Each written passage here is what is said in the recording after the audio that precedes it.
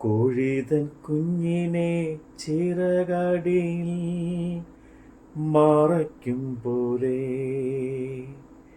കഴുകതൻ കുഞ്ഞിനെ ചിറകിന്മീതെ വഹിക്കും പോലെ, എണ്ണിയ എണ്ണിയ തീരാത്ത നന്മകൾ, ചൊല്ലിയാൽ ചൊല്ലിയ തീരാത്ത വൻകൃപകൾ. നന്ദി യേശുവേ, നന്ദി യേശുവേ, നീ ചെയ്ത നന്മകൾക്കൊരായിരം നന്ദി. എൻ ശക്തിയാലല്ല, കൈയുടെ ബലത്താലല്ല, നിന്ദയല്ലയോ എന്നെ നടത്തിയത്, നിന്ദയല്ലയോ എൻ നടത്തിയത്. അപ്പോസ്തലനായ പൗലോസ് എബ്രായർക്ക് എഴുതിയ ലേഖനം അധ്യായം 13. സഹോദര പ്രീതി നിലനിൽക്കട്ടെ. അതിഥി സൽക്കാരം മറക്കരുത്.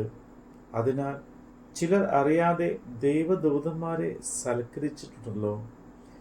നിങ്ങളും തടവുകാർ എന്ന പോലെ തടവുകാരെയും, നിങ്ങളും ശരീരത്തിൽ ഇരിക്കുന്നവരാകയാൽ കഷ്ടമനുഭവിക്കുന്നവരെയും ഓർത്തുകൊള്ളുവിൻ. വിവാഹം എല്ലാവർക്കും മാന്യവും കിടക്ക നിർമ്മലവും ആയിരിക്കട്ടെ. എന്നാൽ ദുർനടപ്പുകാരെയും വ്യഭിചാരികളെയും ദൈവം വിധിക്കും. നിങ്ങളുടെ നടപ്പ് ദിവ്യാഗ്രഹമില്ലാതിരിക്കട്ടെ. ഉള്ളതുകൊണ്ട് തൃപ്തിപ്പെടുവീൻ. ഞാൻ നിന്നെ ഒരു നാളും കൈവിടുകയില്ല, ഉപേക്ഷിക്കുകയുമില്ല എന്ന് അവൻ തന്നെ അരുളി ചെയ്തിരിക്കുന്നുവല്ലോ. ആകയാൽ കർത്താവ് എനിക്ക് തുണ, ഞാൻ പേടിക്കുകയില്ല. മനുഷ്യൻ എന്നോട് എന്ത് ചെയ്യും എന്ന് നമുക്ക് ധൈര്യത്തോടെ പറയാം.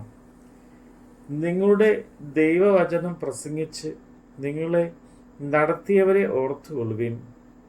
അവരുടെ ജീവാവസാനം ഓർത്ത് അവരുടെ വിശ്വാസം അനുകരിപ്പിൻ.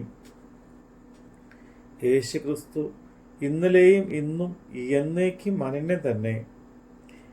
വിവിധവും അന്യായവുമായ ഉപദേശങ്ങളാൽ ആരും നിങ്ങളെ വലിച്ചുകൊണ്ടു പോകരുത്. ആചരിച്ചു പോന്നവർക്ക് പ്രയോജനമില്ലാത്ത ഭോജന നിയമങ്ങളെ അല്ല, കൃപയാൽ തന്നെ ഹൃദയം ഉറപ്പിക്കുന്നത് നല്ലത്. കൂടാരത്തിൽ ശുശ്രൂഷിക്കുന്നവർക്ക് അഹോവൃത്തി കഴിപ്പാൻ അവകാശമില്ലാത്ത ഒരു യാഗപീഠം നമുക്കുണ്ട്. മഹാപുരോഹിതൻ പാപപരിഹാരത്തിനായി രക്തം വിശുദ്ധ മന്ദിരത്തിലേക്ക് കൊണ്ടുപോകുന്ന മൃഗങ്ങളുടെ ഉടൽ പാളയത്തിന് പുറത്തു വെച്ച് ചുട്ടുകളയുന്നു. അങ്ങനെ യേശുവും സ്വന്തം രക്തത്താൽ ജനത്തെ വിശുദ്ധീകരിക്കേണ്ടതിന് നഗരവാതിലിന് പുറത്തു വെച്ച് കഷ്ടം അനുഭവിച്ചു. ആകയാൽ നാം അവൻ്റെ നിന്ന ചുമന്നുകൊണ്ട് ഹൃദയത്തിന് പുറത്ത് അവൻ്റെ അടുക്കൽ ചെല്ലുക. അവിടെ നമുക്ക് നിലനിൽക്കുന്ന യാഗമില്ലല്ലോ. വരുവാനുള്ളത് എത്രേ നാം അന്വേഷിക്കുന്നത്. അതുകൊണ്ട് അവൻ മുഖാന്തരം നാം ദൈവത്തിന് അവൻ്റെ നാമത്തെ ഏറ്റുപറയുന്ന അധരഫലം എന്ന സ്വോത്ര യാഗം ഇടപെടാതെ അർപ്പിക്കുക. നന്മ ചെയ്യുവാനും കൂട്ടായ്മ കാണിപ്പാനും മറക്കരുത്. ഈ വക യാഗത്തിലല്ലോ ദൈവം പ്രസാദിക്കുന്നത്. നിങ്ങളെ നടത്തുന്നവരെ അനുസരിച്ച് കീഴടങ്ങിയിരിപ്പീൻ. അവർ കണക്ക് ബോധിപ്പിക്കേണ്ടുന്നവരാകയാൽ നിങ്ങളുടെ ആത്മാക്കൾക്ക് വേണ്ടി ജാഗരിച്ചിരിക്കുന്നു. ഇത് അവർ ഞെരുങ്ങിക്കൊണ്ടല്ല, സന്തോഷത്തോടെ ചെയ്യുവാൻ ഇട വരുത്തുവിൻ. അല്ലാഞ്ഞാൽ നിങ്ങൾക്ക് നന്നല്ല. ഞങ്ങൾക്ക് വേണ്ടി പ്രാർത്ഥിപ്പിൻ. സകലത്തിനും നല്ലവരായി നടപ്പാൻ ഇച്ഛിക്കുകൊണ്ട് ഞങ്ങൾക്ക് നല്ല മനസ്സാക്ഷി ഉണ്ടെന്ന് ഞങ്ങൾ ഉറച്ചിരിക്കുന്നു. എന്നെ നിങ്ങൾക്ക് വേഗത്തിൽ വീണ്ടും കിട്ടേണ്ടതിന് നിങ്ങൾ പ്രാർത്ഥിക്കണമെന്ന് ഞാൻ വിശേഷാൽ അപേക്ഷിക്കുന്നു. നിത്യനിയമത്തിൻ്റെ രക്തത്താൽ ആടുകളുടെ വലിയ ഇടയനായ നമ്മുടെ കർത്താവായ യേശുവിനെ മരിച്ചവരുടെ ഇടയിൽ നിന്ന് മടക്കി വരുത്തിയ സമാധാനത്തിൻ്റെ ദൈവം നിങ്ങളെ അവൻ്റെ ഇഷ്ടം ചെയ്യുവാൻ തക്കവണ്ണം എല്ലാ നന്മയിലും യഥാസ്ഥാനപ്പെടുത്തി തനിക്ക് പ്രസാദമുള്ളത് യേശുക്രിസ്തു മുഖാന്തരം നമ്മിൽ നിവർത്തിക്കുമാറാകട്ടെ. അവന് എന്നേക്കും മഹത്വം. ആമീൻ. സഹോദരന്മാരെ, ഈ പ്രബോധനവാക്യം പൊറുത്തുകൊള്ളുവീൻ എന്ന് അപേക്ഷിക്കുന്നു. ചുരുക്കമായിട്ടല്ല ഞാൻ എഴുതിയിരിക്കുന്നത്. സഹോദരനായ തീമത്തിയോസ്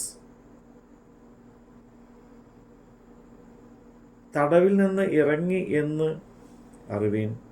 അവൻ വേഗത്തിൽ വന്നാൽ ഞാൻ അവനുമായി നിങ്ങളെ വന്നു കാണും. നിങ്ങളെ നടത്തുന്നവർക്ക് എല്ലാവർക്കും സകല വിശുദ്ധന്മാർക്കും വന്ദനം ചെയ്യുവിൻ. ഇതല്യക്കാർ നിങ്ങൾക്ക് വന്ദനം ചൊല്ലുന്നു. കൃപ നിങ്ങളോട് എല്ലാവരോടും കൂടെ ഇരിക്കുമാറാകട്ടെ. ആമേൻ. നമ്മുടെ കർത്താവിൻ്റെ വചനമാണ് നമ്മൾ കേട്ടത്. കൂരിരുൾ താഴ്വരയിൽ ഭയം കൂടാതെ എന്നെ നടത്തിയതാ, വക്ഷ്യമ്യമേടുകളിൽ കരം പിടിച്ചു എന്നെ നടത്തുന്നതാ. എണ്ണിയാൽ തീരാത്ത നന്മകൾ, ചൊല്ലിയാൽ തീരാത്ത വൻകൃപകൾ. നന്ദി യേശുവേ, നീ ചെയ്ത നന്മകൾക്കൊരായിരം നന്ദി. എൻ ശക്തിയാലല്ല, കൈയുടെ ബലത്താലല്ല, നിന്ദയല്ലയോ എന്നെ നടത്തിയത്, നിന്ദയല്ലയോ എന്നെ നടത്തിയത്.